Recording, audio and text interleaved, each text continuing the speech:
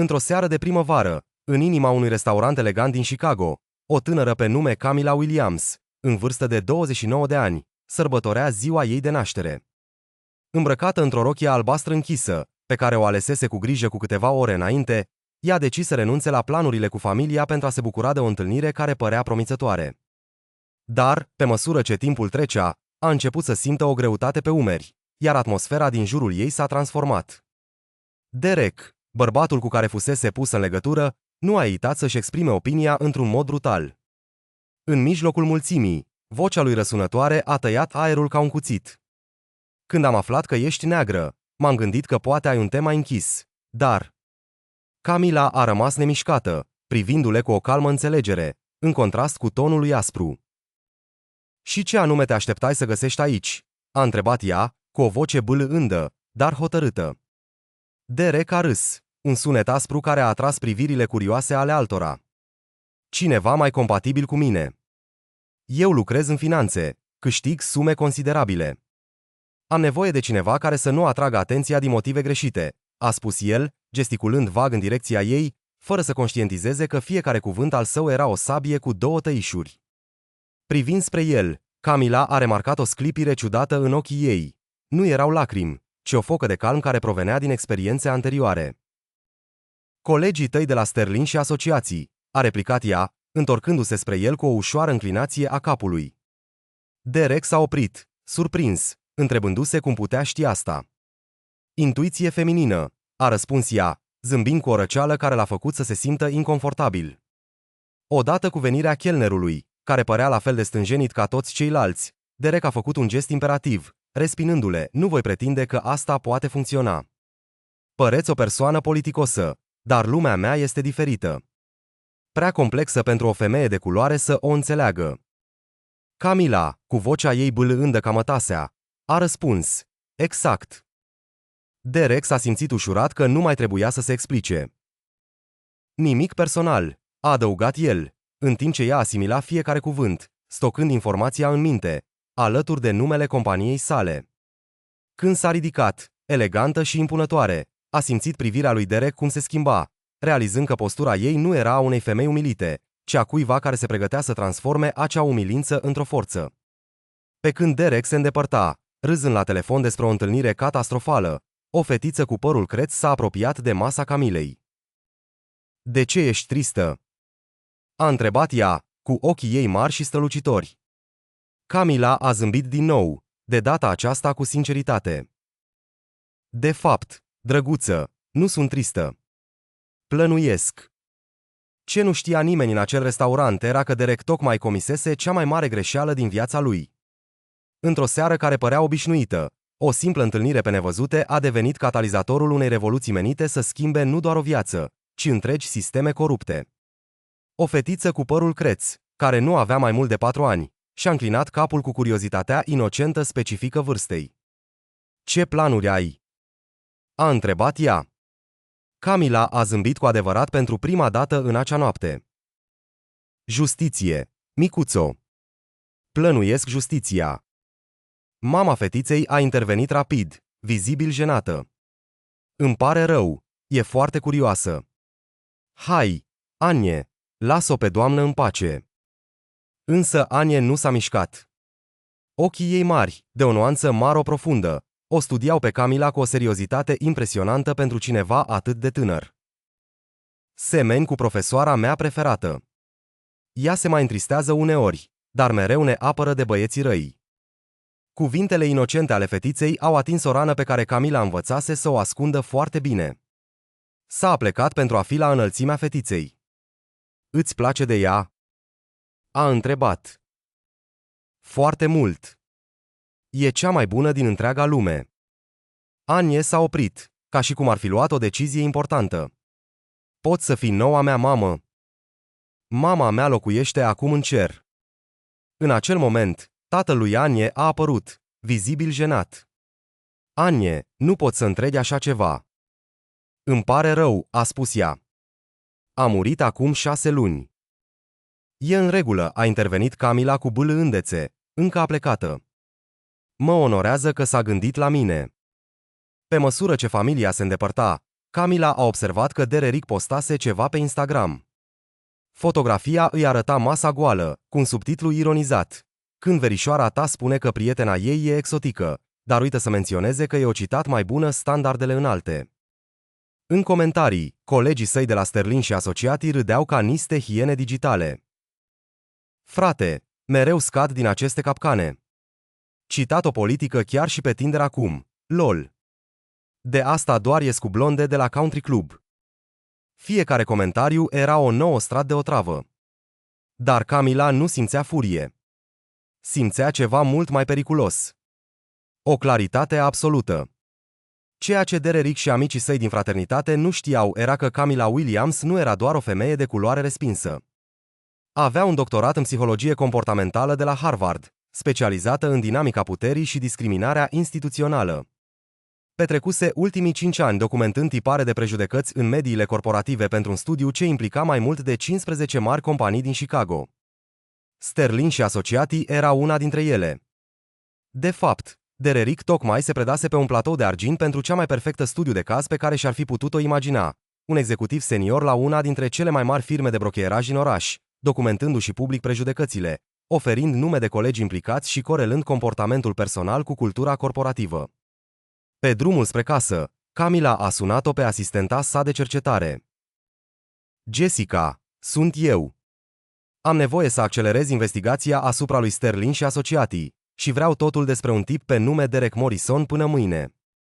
Camila se așeză în fața laptopului său, cu o hotărâre în privire. Căutările ei nu erau niciodată întâmplătoare, era un dans cu informația, iar astăzi, ea căuta modele. În lumea sa, modelele erau peste tot. Cu un click, deschise profilul public al lui Derek și se lăsă absorbită de ceea ce găsi. Era ca o mină de aur plină de materiale compromițătoare, fotografii de la petreceri exclusiviste, unde nu se vedea nici măcar o față de culoare, check-ins la cluburi cunoscute pentru politicile lor discriminatorii și comentarii îndoielnice la postări despre diversitatea corporativă. Dar adevărata amploare a problemei se dezvălui când accesă datele de la Sterling și asociații. Compania avea un palmares impresionant, dar nu în sensul bun. În 5 ani, doar 2% dintre angajații recrutați pentru poziții de conducere erau de culoare, iar nicio femeie de culoare nu ocupa un rol de leadership. În plus, fluctuația angajaților din minorități era alarmant de mare, aceștia fiind mereu considerați necorespunzători pentru cultura companiei. O senzație de satisfacție o cuprinse pe Camila în timp ce organiza datele într-un fișier Excel, fiecare informație având greutatea unei dovezi. Derek devenise, fără să știe, protagonistul unei povești care avea să-i distrugă nu doar cariera, ci și întreaga structură a discriminării sistemice de la Sterling și asociații. La ora 2 dimineața, un mesaj de la Derek îi întrerupse gândurile. Hei, nu te supăra, nu e nimic personal. Pur și simplu prefer tipul meu. Înțelegi? Camila captura mesajul și l-adăugă la dosarul care creștea exponențial. Răspunse repede. Sigur, Derek, înțeleg perfect. Și chiar așa era. Înțelegea că Derek Morrison își semnase, fără să știe, propria sentință de moarte profesională. Această întâlnire aparent banală avea să fie catalizatorul ce va expune un întreg sistem de discriminare instituțională. Camila știa că, uneori, justiția se ascunde sub greșelile opresorului. Derek nu știa, dar avea să afle în cel mai rău mod cu putință că ea fusese respinsă înainte de execuții arogante, de sisteme corupte, de bărbați care credeau că o pot ignora cu ușurință. Fiecare respingere îi întărise determinarea, iar acum aceasta se transforma într-o furtună perfectă, menită să distrugă nu doar un bărbat prejudecăților, ci și întreaga structură care îl proteja. Pe ecranul computerului, dovenile se adunau ca piesele unui puzzle mortal. La mijlocul acestei povești, întrebările inocente de la o fetiță îi răsună în minte. Poți fi noua mea mamă? Poate că, atunci când fumul se va dispersa și justiția va fi servită, Camila va descoperi că nu doar Derek și compania lui coruptă aveau nevoie de o lecție.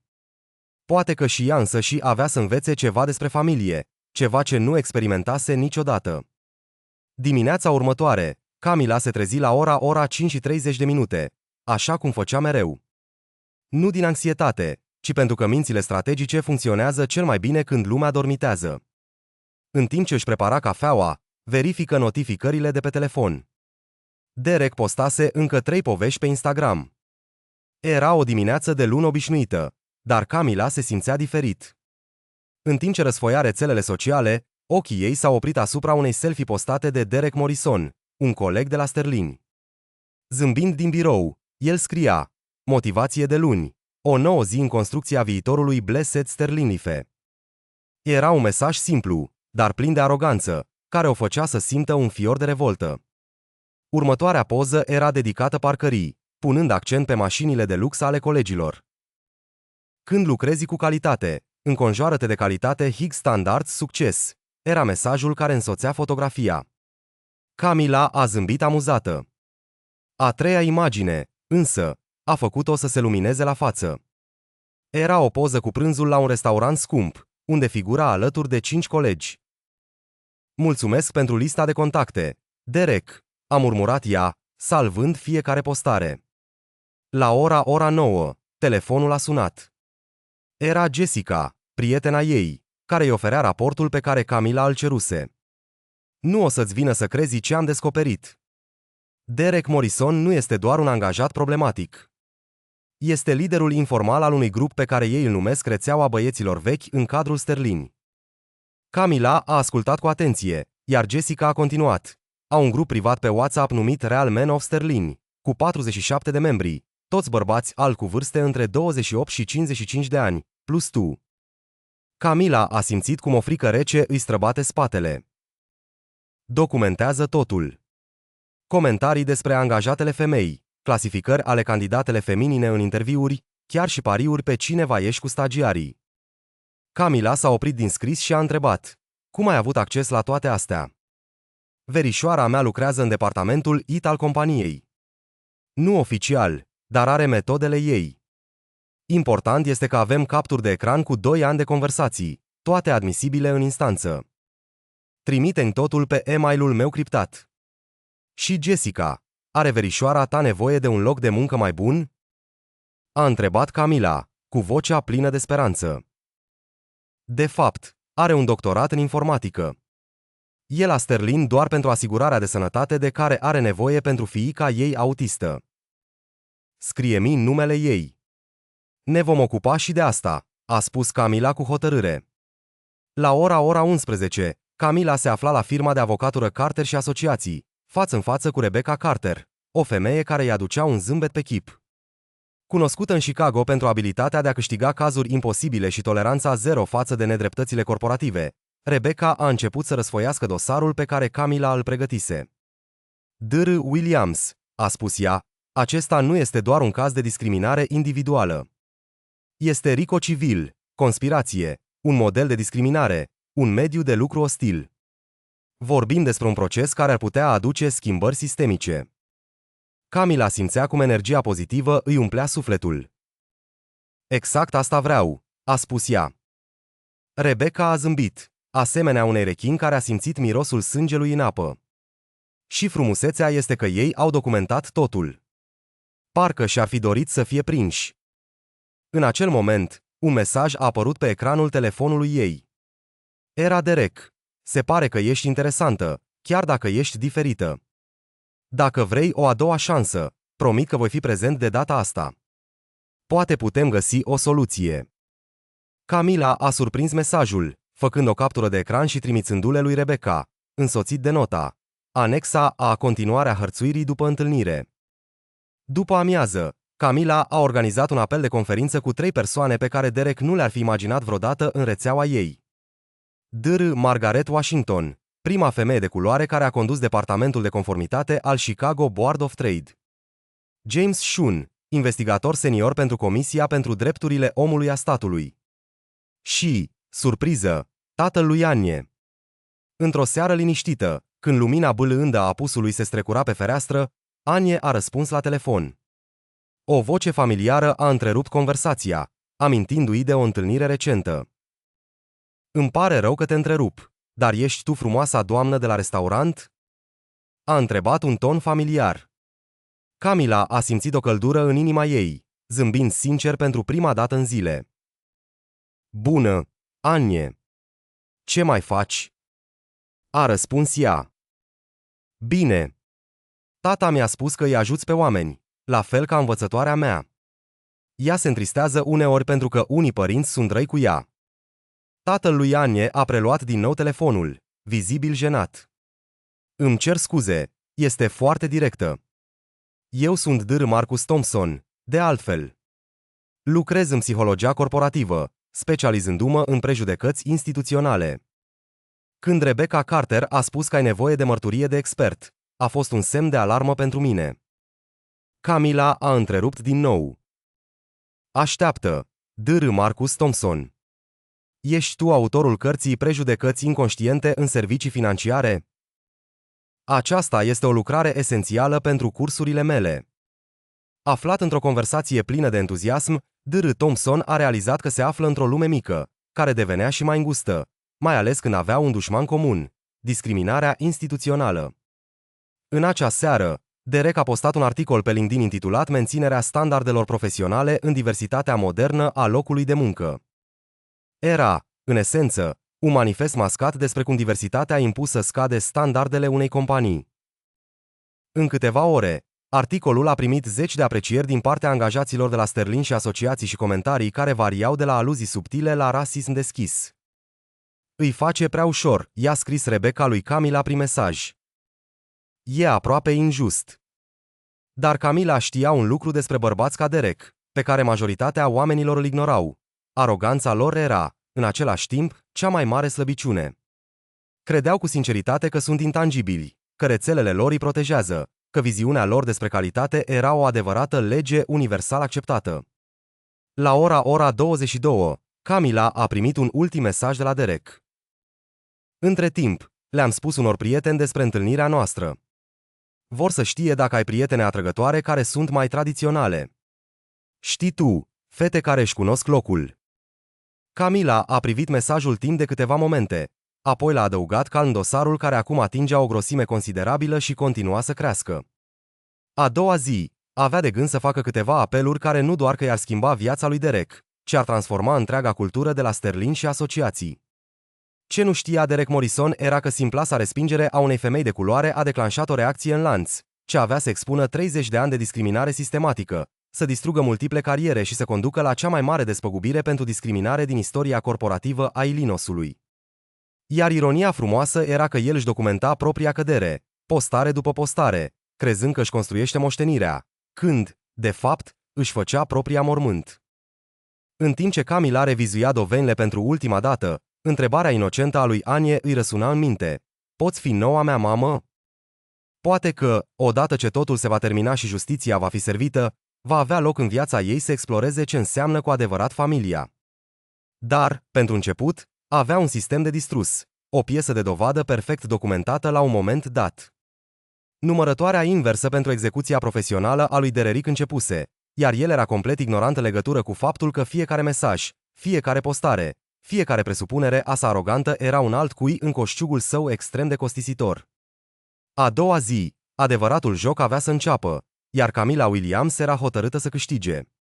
În dimineața următoare, Derek Morrison pășea în biroul Sterling și asociații simțindu-se invincibil. Articolul său de pe LinkedIn adunase peste 200 de aprecieri peste noapte, iar grupul de discuții al băieților vechi vibra de felicitări pentru curajul său de a susține standardele profesionale. Ce nu știa Derek era că, exact la ora 9:15, în timp ce își lua a treia cafea a zilei, Rebecca Carter intra în birourile Departamentului pentru Drepturile Omului din Illinois cu un plic manila atât de gros încât putea să înnece un cal. Acesta este cel mai cuprinzător caz de discriminare pe care l-am văzut vreodată, îi spuse ea directorului James Shun, întinzând o serie de capturi de ecran tipărite pe biroul său, ca și cum ar fi jucat un joc mortal de solitare. 2 ani de dovezi documentate, discriminare sistematică, încălcări RICO și acuzații în care părâții își mărturiseau practic crimele pe rețelele sociale. Între timp, telefonul lui Derek vibra cu un mesaj de la Camila. Sper să ai o zi bună la muncă. O față zâmbitoare cu ochi luminoși. El râse disprețuitor, arătând mesajul colegului său Brad. Uite asta. Încă încearcă să atragă atenția mea. Patetic. Ce nu putea să vadă Derek era furtuna care se pregătea să se abată asupra capului său perfect coafat. La ora 10:30, Dr. Margaret Washington de la Chicago Board of Trade analiza licențele de tranzacționare ale Sterling și asociații. La ora 11:15, 3 jurnaliști de la Chicago Tribune verificau faptele unei povești despre discriminarea sistematică în serviciile financiare. La prânz, IRS deschidea o investigație asupra creditelor fiscale de angajare ale Sterling, întrebându-se cum o companie care susținea diversitatea în angajare putea avea demografii atât de imposibile statistic. Prima crăpare în lumea perfectă a lui Derek a venit la ora 12:47. Derek Morrison. Femeia de la birou purta un ecuson și avea în mână un dosar. Sunt agența Susan Rodriguez de la Departamentul pentru Drepturile Omului. Trebuie să discutăm despre câteva acuzații. Întreaga sală de tranzacționare s-a făcut liniștită. Fața lui Derek s-a înroșit, iar conversațiile s-au oprit. Privirile întorcându-se către el sunt sigur că a fost o greșeală, balbăia el, încrederea sa obișnuită evaporându-se ca roa de dimineață. Nici o greșeală. Avem dovezi documentate ale practicilor de angajare discriminatorii, încălcări ale mediului de lucru și conspirație pentru a nega oportunitățile egale de angajare. Vocea agenței Rodriguez răsuna în biroul brusc tăcut. Ai dreptul la asistență juridică. Brad, care cu o oră înainte râdea de mesajul lui Camila, acum se îndepărta de Derek ca și cum ar fi avut o boală contagioasă. Până la ora 14, articolul din Chicago Tribune era publicat. Sterling și asociații, în interiorul rețelei băieților vechi care a exclus sistematic minoritățile. Într-o zi care părea să înceapă ca oricare alta, Derek s-a trezit în mijlocul unei furtuni care avea să-i schimbe viața. Articolul publicat despre compania sa, Sterling Associates, a fost o lovitură devastatoare. Acesta includea capturi de ecran din grupul său de WhatsApp, manifestul său de pe LinkedIn și mărturii înregistrate ale unor foști angajați care documentaseră luni de zile discriminarea sistematică din cadrul firmei. Telefonul lui Derek a început să vibreze neîncetat, aducând vești din toate colțurile. Mama sa a fost prima. Derek, ce spune acest articol despre tine? A urmat apoi fosta lui iubită, care l-a întrebat cu indignare. Serios, ești atât de rasist? Iar colegul său de la facultate a intervenit cu un mesaj alarmant. Frate, ești în trending pe Twitter și nu în sensul bun. La ora 15:15, Derek a fost chemat în biroul CEO-ului, unde, în spatele biroului său, stătea chiar domnul Sterling. Acesta, cunoscut pentru practicile sale de afaceri progresive, părea acum copăleșit de rușine. Derek, a spus domnul Sterling cu o voce rece ca gheața, ești concediat cu efect imediat. Securitatea te va escorta afară. Echipa noastră juridică va lua legătura cu tine în legătură cu daunele pe care acțiunile tale le-au cauzat firmei. Dar, domnule, pot să explic, a încercat Derek, dar a fost întrerupt. Explici ce? Că ai distrus în mod individual 30 de ani de reputație? Că rasismul tău documentat ne-a costat 12 clienți majori în doar 4 ore? Că IRS-ul ne va audita acum pentru afirmațiile noastre privind diversitatea în angajare din cauza activităților grupului tău? Furia domnului Sterling era evidentă, iar Derek a realizat că nu avea nicio scăpare. Ieși acum, a ordonat acesta. Drumul de întoarcere prin sala de tranzacții era plin de rușine. Fostele sale colegi, care înainte îl aplaudaseră, acum evitau contactul vizual. Securitatea, un bărbat de culoare pe care Derek nu-l remarcase niciodată, l-a condus profesional până la lifturi. Pe măsură ce ușile liftului se închideau, telefonul lui Derek a vibrat din nou. Era un mesaj de la Cama. Apropo, sunt Dr. Camila Williams, Harvard, doctor în psihologie, specializată în discriminarea instituțională. Cercetarea mea despre Sterling Associates va fi publicată luna viitoare. Mulțumesc că ai fost un studiu de caz atât de perfect. Derek a simțit cum mâinile îi tremură în timp ce citea mesajul. A căutat frenetic pe Google numele Dr. Camila Williams și a simțit cum stomacul îi se îngustează în fața rezultatelor. Pagina după pagină de realizări academice, lucrări publicate și evenimente unde a vorbit. TED Talks despre prejudecățile inconștiente. Mărturii în fața Congresului despre discriminarea la locul de muncă. Cercetări premiate care au schimbat politici în companii din top 500. Femeia pe care o considerase doar o altă angajare pe bază de cota era, de fapt, una dintre cei mai respectați experți din țară în comportamentul pe care el și colegii săi îl afișaseră. Până la ora 18, Profilul său de LinkedIn fusese asaltat cu comentarii care îl demascau. Postările sale de pe Instagram despre menținerea standardelor erau distribuite cu subtitluri sarcastice. Profilurile sale de întâlniri erau capturate și circulate cu avertizări pentru femei despre caracterul său. La ora 19:30, Rebecca Carter a sunat-o pe Camila cu o veste care le-a adus zâmbetul pe buze. Sterling Associates tocmai a oferit un acord de 7 cifre pentru a evita procesul. De asemenea, vor implementa traininguri obligatorii pentru prejudecăți, vor diversifica întreaga echipă de conducere și vor stabili un fond de $2 milioane pentru programele de burse pentru minorități. Dar cea mai frumoasă parte a poveștii a venit a doua zi dimineața, când Derek, fără loc de muncă și fără viitor în peisajul financiar din Chicago, a citit ultimul articol din Tribune. Restaurant local devine simbol a speranței, cum o respingere a unei femei a dus la reforme în întreaga industrie. Articolul era însoțit de o fotografie cu Camila, surprinsă la același restaurant unde Derek o umilise, dar de data aceasta era înconjurată de echipa de diversitate de la Sterling și asociații, anunțând noi inițiative de angajare care ar crea oportunități pentru sute de candidați calificați, anterior excluși. În fundalul fotografiei, micuța Anie ținea de mână pe tatăl ei, amândoi zâmbind către Camila ca și cum i-ar fi fost exact familia pe care o căutau. Ceea ce începuse ca o cruzime banală din partea lui Derek, se transformase în catalizatorul pentru o schimbare sistematică în industrie. Ironia devastatoare era că aroganța lui Derek furnizase toate dovezile necesare pentru a-i distruge nu doar cariera, ci întreaga cultură de discriminare care l-a protejat atât de mult timp. Așezat în apartamentul său gol, răsfoind anunțurile de locuri de muncă care nu-l vor suna niciodată înapoi, o întrebare îl bântuia. Cum reușise o femeie pe care o considera inferioră să orchestreze distrugerea sa profesională completă fără ca el să bănuie nimic? Răspunsul era simplu, dar devastator. Confunda educația cu inteligența, poziția cu puterea și privilegiul cu protecția.